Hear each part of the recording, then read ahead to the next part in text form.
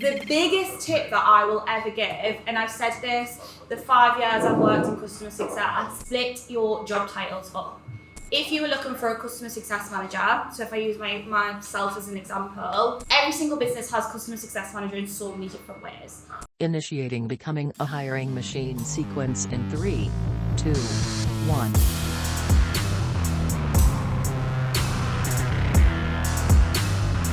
Hey everyone, it's Sam Keenley. Welcome back to Becoming a Hiring Machine.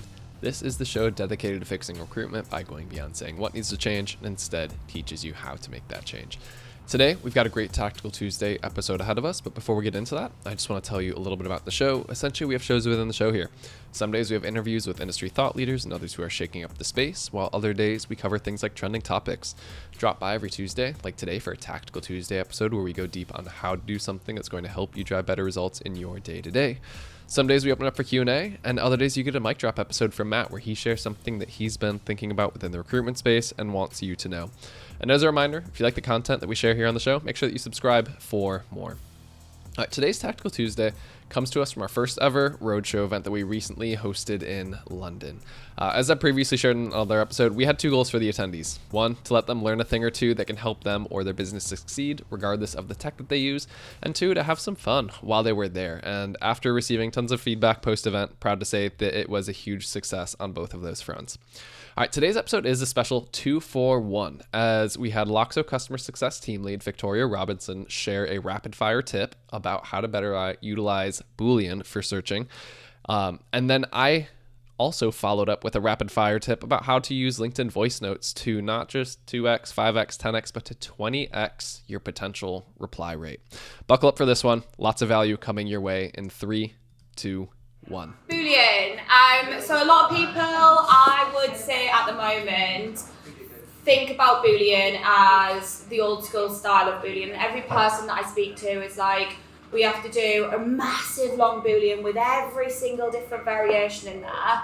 The biggest tip that I will ever give, and I've said this the 5 years I've worked in customer success, split your job titles up. If you were looking for a customer success manager, so if I use myself as an example, every single business has customer success manager in so many different ways. You have got customer success mid-market team lead, customer success enterprise. There's so many different variations, and if you were to use a drop down like what LinkedIn has, you're only going to pick up people with that one specific phrase.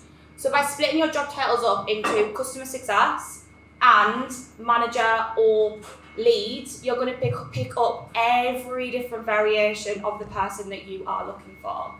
It works every single time. Everyone who's my client in this room, I bang on about it all the time when I'm on phone calls. So yeah, try it out, split your job titles up. It works a treat. But Vicky, aren't they restricting on LinkedIn how many searches will come back from boolean tree? Directly on LinkedIn. Right now I'm talking about Loxo. Oh, sorry. However, LinkedIn, if you want. So I parked a video. Somebody in our sector did a sort of an emergency webinar on Oh, how I they seen did that. Boolean. Yeah. So now because they want you to go down the sales navigator or the recruiter, Yeah. when you put in a Boolean search, however sophisticated, however it's only bringing you back a restricted number of searches in LinkedIn. So I mean, the caveat to that is LinkedIn will change what LinkedIn is going to change. Like no one will run away from LinkedIn. But if you then think about the likes of Loxo, you can come in and use that Boolean searching technique where you're going to bring in multiple different individuals. But I mean, Boolean for me will always be best. I mean, I don't work for LinkedIn. I don't know all the kind of the background of what LinkedIn are doing. But I think the biggest thing is we just have to kind of go back to that. And if you message LinkedIn, I know that woman said that she reached out to LinkedIn so many different times, so they reverted what they were doing. But naturally, it'll always change. Yeah. But I think splitting your job titles up is one of the best tricks. Second one is anyone a contract recruiter in here? The one. I would say, when you are searching for contractors on LinkedIn, on Loxo, anything like that, using a filter is going to lose so many candidates for you. If, for example, I am a contractor right now, I then move jobs and I become a perm individual, LinkedIn will not say to me, are you still a contractor? If you use that contractor filter on LinkedIn or anything else, you will be missing out on those people because they haven't changed it. Create a boolean string, which is contractor or freelancer or mat leave or all of those incredible keywords. Put that into your boolean rather than using filters. Same thing with industry, guys. It all works in the same way. Quick question. Yes. Does Loxo allow those boolean searches in source on job title? Yeah, so what you can do is we've got what we call our boolean prompts. So you'll be able to tell Loxo where you want to search for specific things. So tech recruiters, they'll probably just search the whole profile, right? But if you are being more specific and you want to say, right, okay, I need somebody with this job title right now, you can use our boolean prompts where you say current job title, ellipsis, space, and it's just a kind of a prompt for that boolean. Yeah, in that little box there.